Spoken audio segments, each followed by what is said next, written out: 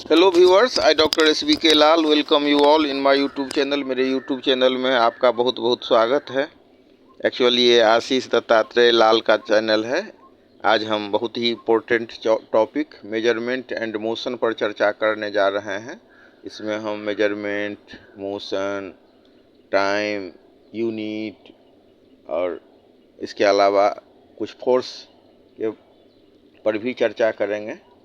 देखते हैं कि किसी भौतिक राशि का हम कैसे मापन करते हैं। How we are able to measure a physical quantity and it is the real fact that only the physical quantity are measurable. जो फिजिकल क्वांटिटी नहीं है उसका हम मेजर नहीं कर सकते हैं। तो बहुत ही दिलचस्प होने वाला है ये चैप्टर। इसमें हम डिफरेंट टाइप के क्लॉक के बारे में जानेंगे, रेस्ट एंड मोशन के बारे में जानेंगे। उसके बाद अलग अलग टाइप का जो मोशन होता है उसके बारे में जानेंगे। फिर फोर्स, लास्ट में फोर्स के बारे में जानेंगे। तो वीडियो को शुरू से लास्ट तक देखें। इससे इसको देखने के बाद आपका कंसेप्शन क्लियर होगा और आप जान सकेंगे बहुत सारी बेसिक बातें, बहुत सारी प्रारंभिक बातें। तो आइए सबसे पहले हम जानते हैं कि व्हाट इज़ द मेजरमेंट। किसी चीज़ को किसी भौतिक राशि को मापने के लिए एक यूनिट की आवश्यकता होती है और यूनिट के टर्म में हम किसी भौतिक राशि का मापन करते हैं। आप मान लीजिए किसी को कपड़ा खरीदना है, कपड़ा सिलवाना है और वो अगर मतलब उसको कपड़ा सिलवाने के लिए, सूट सिलवाने के लिए 4 मीटर कपड़े की आवश्यकता है। अगर अंदाज से नाप करके दे दे तो बढ़ भी सकता है और घट भी सकता है। या मतलब अगर माप यूनिवर्सल यूनिट नहीं हो तो क्या होगा।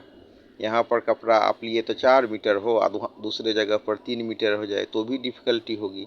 तो दुनिया भर के जो माप और तौल के जो साइंटिस्ट लोग हैं वो पेरिस के नज़दीक एक सेवरे जगह है, वहाँ इकट्ठा हुए और उन्होंने माप तौल के कांग्रेस में एक यूनिवर्सल सिस्टम ऑफ यूनिट की स्थापना की, जिसको हम संक्षेप में SI यूनिट कहते हैं। तो measurement places an important role in our life. We often talk about things like what is the length of this room, how much time will be taken by us to go to school, how much sugar is required for preparing halwa, how much sugar is needed to prepare a cup of tea. Measurements are necessary to know the answers of such a question. अब हम कपड़ा खरीदने जाएं या चाय बनाने के लिए जाएं या मतलब रूम हमको बनाना है तो कितना बड़ा हम रूम बनाएंगे, या स्कूल जाने में हमको कितना टाइम लगता है। तो ये सारे चीज़ को जानने के लिए, इन सारे प्रश्नों का उत्तर को जानने के लिए हमको मेजरमेंट जानना होगा। और मेजरमेंट किस यूनिट में इसका मेजरमेंट होगा उसको हमको जानना होगा। और बहुत दिलचस्प बात है कि only the physical quantity can be measured, or in another word we may say that quantities which are measurable are called physical quantity। तो वही measurable है जो फिजिकल क्वांटिटी है। जो फिजिकल क्वांटिटी नहीं है उसको हम मेजर नहीं कर सकते हैं। जैसे कोई माँ अपने बच्चे को कितना प्यार करती है, in what amount a mother loves her child can not be measured because love is not the physical quantity. We are taking tea, and in what amount it tastes sweet, it cannot be measured. It is so because it is not the physical quantity। तो सबसे basic बात है ये कि ये हम लोग जाने कि फिजिकल क्वांटिटी का ही मेजरमेंट हो सकता है। केवल हम भौतिक राशि का ही मापन कर सकते हैं, जो भौतिक राशि नहीं है उसका हम मापन नहीं कर सकते हैं। इसके बाद हम समझते हैं कि ये जो माप है इसको हम मतलब इसके लिए हमको सूटेबल यूनिट होना चाहिए।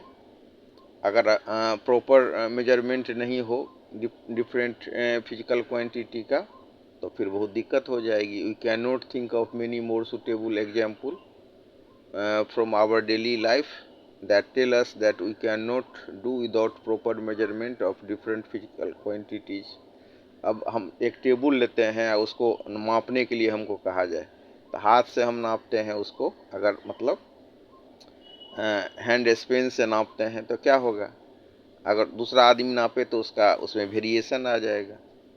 तो हम क्या देखते हैं, we carry out the measurement and may come up with the answer that the length of the given table is 6 hand span. अगर दूसरा आदमी नापे तो 5 हैंड स्पेन्स भी हो सकता है। तो इसका मतलब क्या है, a close look at this measurement reveals that we have used 2 things to express it. किसी भी जो भौतिक राशि है उसको मापने के लिए हमको दो चीज़ों की आवश्यकता होती है, एक होता है नंबर और दूसरा होता है यूनिट। वी हैव, जैसे अगर हम टेबल को मापें और वो मतलब 6 हैंड स्पेन हो तो हम क्या कहेंगे कि इसमें 6 जो हो गया सो क्या हो गया, नंबर हो गया, और मतलब हैंड स्पेन तो यूनिट हो गया। लेकिन यूनिट को कैसा होना चाहिए, विश्वसनीय होना चाहिए, यूनिवर्सल होना चाहिए, उसमें वेरिएशन नहीं होना चाहिए। तो इस तरह से जो मेजरमेंट के लिए जो यूनिट लिया गया है, सेलेक्ट किया गया है, वो यूनिट कैसा होना चाहिए, तो यूनिवर्सल होना चाहिए और मतलब स्टैंडर्ड होना चाहिए। तो इसी हिसाब से इसको परिभाषित भी किया गया है कि इसको इंटरनेशनली एक्सेप्टेड होना चाहिए किसी फिजिकल क्वांटिटी का।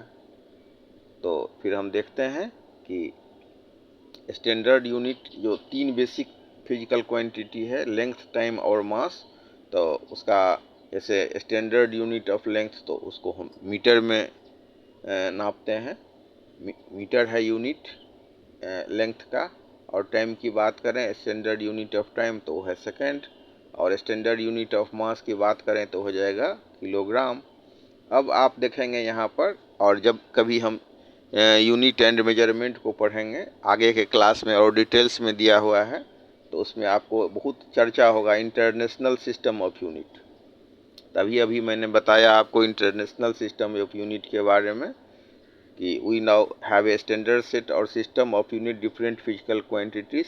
This system used and accepted all over the world is known as the International System of Unit. We usually use the short name SI unit। तो इसका शॉर्ट नेम है SI unit, और ये पूरे दुनिया भर में व्यवहार में लाया जाता है, उपयोग में लाया जाता है और एक्सेप्टेड भी है। अब इसके बाद हम देखते हैं कि डायरेक्ट मेजरमेंट ऑफ लेंथ। तो जैसे हम अपने इंस्ट्रूमेंट बॉक्स में स्केल का यूज करते हैं तो क्या करता है, लेंथ को नापने के काम आता है। तो इस तरह से हम देख सकते हैं the length of the pencil in our school bag and so on. We either use a metre scale और a measuring tape for the purpose to measure the length of the pencil. We will have to measure the length of the room, we will have to measure the length of the table. How will how will get success to measure the length of any physical quantity? We use a unit, we use a scale, that is the meter scale or a measuring tape। इस तरह से हम इसका मापन करते हैं। अब हम इसमें एक्टिविटी में आप देख सकते हैं कि कोई लड़का है, आपका दोस्त सब है, तो उसके ब्रेस्ट का मापन कर सकते हैं मेजरिंग टेप से। इस तरह से हम थोड़ा बहुत हम कोशिश किए इसको समझने का कि मतलब यूनिट ऑफ लेंथ को, जैसे कोई दूरी भी है मीटर में या किलोमीटर में, या बड़ी बड़ी दूरी भी है, यहाँ से तारा की दूरी कितनी है, तो ये सब दूरी का मापन यूनिट ऑफ लेंथ के माध्यम से होगा। इसके अलावा हम अब चर्चा करते हैं टाइम का। Time places an important role in our life, all our activities revolve around time. हम खाते हैं, पीते हैं, सोते हैं तो कितना घंटा सोते हैं, वॉक करते हैं तो कितना घंटा वॉक करते हैं। तो पहले ज़माने में कोई ऐसी घड़ी नहीं होती थी टाइम को मेजरमेंट करने के लिए। Nowadays we are using clock to measure time, but in ancient time people did not have any such instrument to measure time. They therefore used natural events taking place at regular intervals, day and night, seasons in year, changes in the appearance of the moon to count interval। अभी आप हमारे पास pendulum clock है, digital clock है, stop watch है, जैसे device हैं हमको time के मापन के लिए, समय के मापन के लिए। और जो अगर लेबोरेटरी की बात करें जिसमें कि हम 1 सेकेंड के 1000 में लाख में भाग को भी मेजर कर सकते हैं, तो एटॉमिक वॉच होता है। अब हम पेंडुलम वॉच की चर्चा कर लेते हैं कि पेंडुलम वॉच में क्या होता है। Time is measured by making use of the time taken by standard pendulum to complete one oscillation. एक ऑसिलेशन को पूरा करने में पेंडुलम वॉच को कितना टाइम लगता है, इसके आधार पर हम टाइम का मापन करते हैं। और आजकल हम देख रहे हैं कुछ घड़ी ऐसी है जिसमें कि सीधे वो टाइम बताती है, वो डिजिटल वॉच है। We have many clocks and watches that do not have the traditional hour, minute and second। पहले वाली हम जो घड़ी देखते थे तो उसमें एक बड़ी सुई होती थी, एक छोटी सुई होती थी और एक मध्यम कोट की सुई होती थी। तो एक सेकंड का समय सेकंड वाली सुई, एक मिनट वाली सुई, एक घंटा वाली सुई। लेकिन आज डायरेक्ट समय बताने वाली घड़ियां हो गई हैं। They display time directly in digit, such clock are called digital watch. और अगर हम कोई दौड़ लगाते हैं या कोई स्पेशल काम करते हैं तो हमको स्पेशल वॉच की आवश्यकता होती है, ये होता है stop watch. Sometime we need to measure very short time interval accurately. For that to use a special type of watch that is called stopwatch. A stopwatch is used in different sport competition like races and swimming events. इसके बाद हम चर्चा करते हैं rest का और motion का। अगर कोई वस्तु किसी वस्तु को हम रेस्ट में कहेंगे कब, जब उसकी स्थिति अपने आसपास के इर्द गिर्द के वस्तुओं की तुलना में समय के साथ नहीं बदलती हो। जैसे हम चेयर पर बैठ गए और अगर मतलब बालकनी में हम बैठे हुए हैं और बालकनी का जो घेरा है उससे हम कितनी दूरी पर बैठे हैं उसका मेजरमेंट कर लेते हैं। फिर 5 सेकंड के बाद हम फिर नापते हैं, या मतलब 30 सेकंड के बाद ही फिर नापते हैं। तो हमारी दूरी अगर बदल जाती है तो हम कहेंगे कि हम गति में हैं। अगर हमारी दूरी नहीं बदलती है तो हम कहेंगे कि हम रेस्ट में हैं। तो अगर हम डिफिनेशन की बात करें तो an object is at rest if he does not change its position with respect to its immediate surrounding. और जब हम मोशन की बात करेंगे तो an object is in motion if it keeps on changing its position with respect to its immediate surrounding। अब अलग अलग तरह के गति का हम सामना करते हैं अपने लाइफ में। जैसे अगर हम रेक्टिलिनियर मोशन की बात करें तो an object is said to have a rectilinear motion if the changes in its position are along a straight line path. इसी हिसाब से अगर हम कर्विलिनियर मोशन की बात करें तो when an object moves from one position to another along a curve line the object is said to have a curvilinear motion. और अगर हम रोटेशनल मोशन की बात करें तो an object is said to have a rotational motion if it keeps on moving round and round और keeps on spinning without changing its places. और अगर हम रिवॉल्यूशन वाले मोशन की बात करें तो the motion of an object is known as a revolution if it moves around a central point changing its position continuously using a circular path। तो इस तरह से हमने क्या देखा कि कोई भी वस्तु को हम रिवॉल्यूशन वाले मोशन में कब कहेंगे, कि अगर मतलब रिवॉल्यूशन को हम कैसे डिफाइन करेंगे। The motion of an object is known as a revolution if it moves around a central point changing its position continuously usually following a circular path. Circular path को फॉलो करते हुए एक central point के चारों ओर अगर कोई वस्तु घूम रही है तो उसके मोशन को हम रिवॉल्यूशन कहेंगे। इसी तरह से आपके बुक में चर्चा किया गया है periodic and non periodic motion का। तो पीरियोडिक मोशन क्या होता है। A motion is said to be periodic if it repeats itself after a regular time interval. और इसी का उल्टा हो जाएगा नॉन पीरियोडिक। अगर मूवमेंट जैसे कि हम बोलते हैं तो बोलते समय हम क्या करते हैं, अपने ओठ को ऊपर नीचे करते हैं। तो ऊपर नीचे जब हम लिप को करते हैं तो उसका जो कोई रेगुलर टाइम इंटरवल नहीं है। The movement of lips may get repeated but there is no regularly of time here. We call such a motion as a non periodic motion. और हम देख रहे हैं ना कि जैसे पृथ्वी सूर्य के चारों ओर पृथ्वी सूर्य के चारों ओर घूमती है और चंद्रमा पृथ्वी के चारों ओर। We know that the moon moves around the earth. It takes about 30 days to make one complete revolution. This motion is then repeated and the process goes on and on, month after month. So this type of motion which repeats itself after regular interval of time is called periodic motion. तो periodic motion में क्या होगा, वस्तु अपने गति को एक time interval पर, एक रेगुलर टाइम इंटरवल पर रिपीट करेगा। और नॉन पीरियडिक मोशन में क्या होगा कि एक रेगुलर टाइम इंटरवल पर वस्तु अपने गति को रिपीट नहीं करेगा। इस तरह से हमने समझा periodic and non periodic motion को। अब हम चर्चा करते हैं ऑसिलेटरी मोशन का। अगर हम इसके डिफिनेशन की बात करें, an object is said to have an oscillatory motion if it moves to and fro along the same path in a regular periodic way. तो हम पेंडुलम को देखते हैं, क्या देखते हैं कि एक बिंदु तक जाता है, फिर वहाँ से लौट करके मध्य बिंदु तक आता है, फिर ये पीछे की ओर जाता है, फिर वहाँ स्थिर होकर के आगे की ओर बढ़ता है।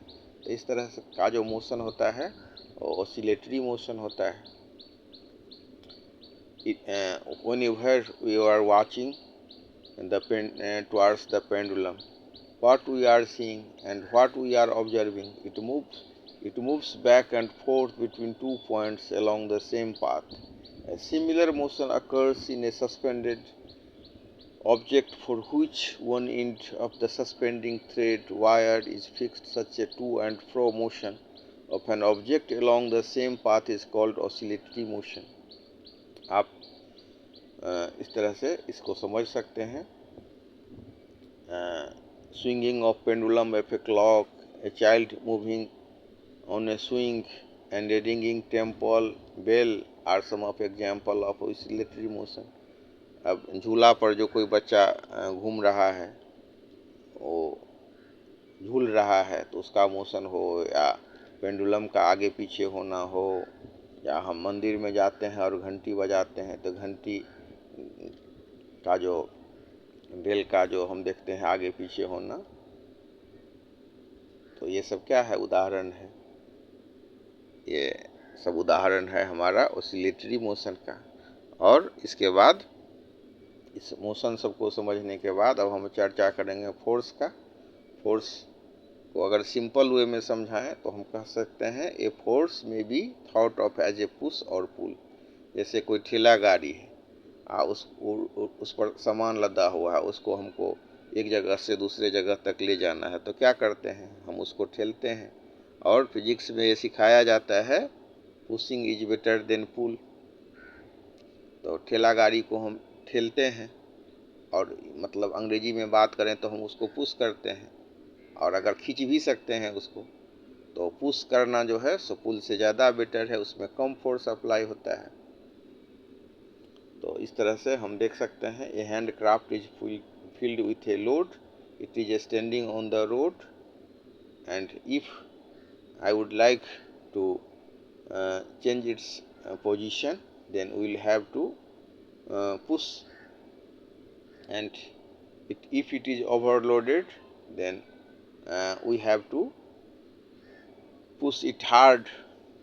It starts moving. The more they push, the more we push, the faster is the motion of the cart. इस तरह जितना हम उसको ठेलते हैं उसका मोशन बढ़ते जाता है। तो बेसिकली अगर सिंपल भाषा में हम कहें तो एक लाइन में हम कह सकते हैं a force may be thought of as a push or pull.